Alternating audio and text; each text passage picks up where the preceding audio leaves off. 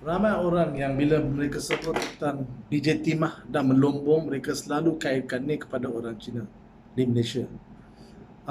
Tak salah, ya tak salah memang pada abad yang ke-19, 18, 12, 18, 20-an, ramai orang Cina telah datang ke Tanah Melayu dan mereka hendak mengusahakan DJ Timah.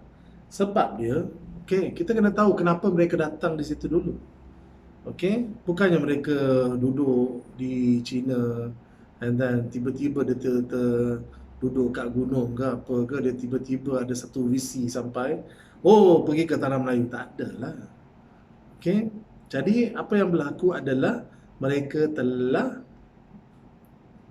telah dapat berita bahawa terjumpanya BJ Timah di Tanah Melayu. Macam Perak katakan, ya. Berapa orang yang tahu betul-betul sebenarnya sejarah sejarah BJ Timah di Perak, ya. Jadi jangan kita cuba stereotipkan bahawa BJ Timah ini, kalau cakap BJ Timah, orang Cina sahaja. Ini kita bukan pandang rendah ataupun kita kritik orang Cina, tidak. Tapi sejarah sebenarnya ada cerita lebih daripada itu.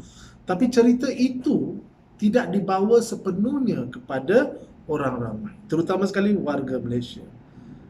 Sebab British pada masa itu dia pecah dan perintah dan dia hendak labelkan orang Cina ini sebagai orang yang apa berkaitan dengan BJ Timah, orang Cina. Bisnes, orang Cina. BJ Timah, orang Cina. Ya. Tapi sejarah menyatakan bahawa orang pertama yang telah menjumpai BJ Timah adalah orang Melayu. Ya. Orang Melayu pada masa itu, mereka sebenarnya pandai buat penilaian tentang BJ Timah. Mereka tahu sama ada BJ Timah itu adalah baik, macam mana kualiti dia, mutu dia, mana ada BJ Timah.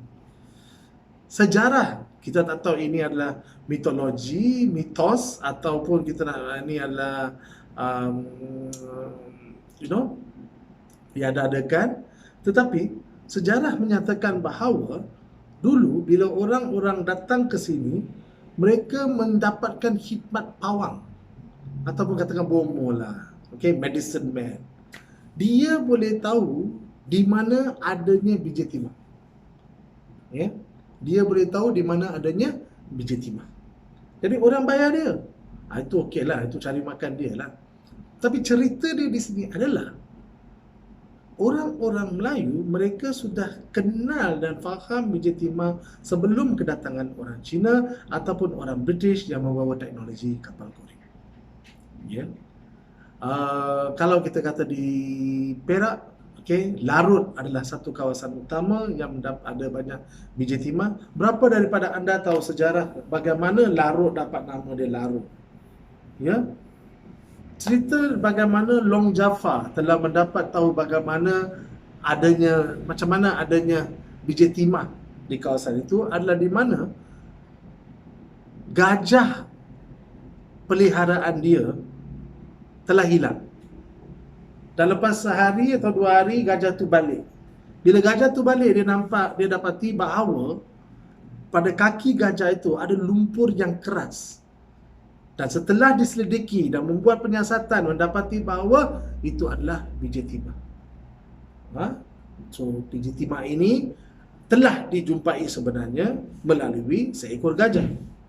Dan sekarang apakah nama gajah itu? Nama gajah itu adalah Si Larut. Ya, nama gajah adalah Si Larut. So macam itulah Larut mendapat namanya di Perak dan lain-lain. Jadi pesanan kita video ini adalah BJ Timah bukannya hak orang-orang Cina, tetapi orang-orang Melayu telah menjumpainya hanya kerana mereka tidak ada modal untuk membuat dia secara besar-besaran.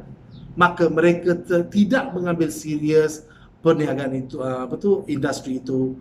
Mereka pandai menggunakan mendulang dan lain-lain, tetapi untuk secara komersial dan besar-besaran, mereka tidak mempunyai modal yang besar pada masa itu dan permintaan pun tidak begitu banyak pada masa itu.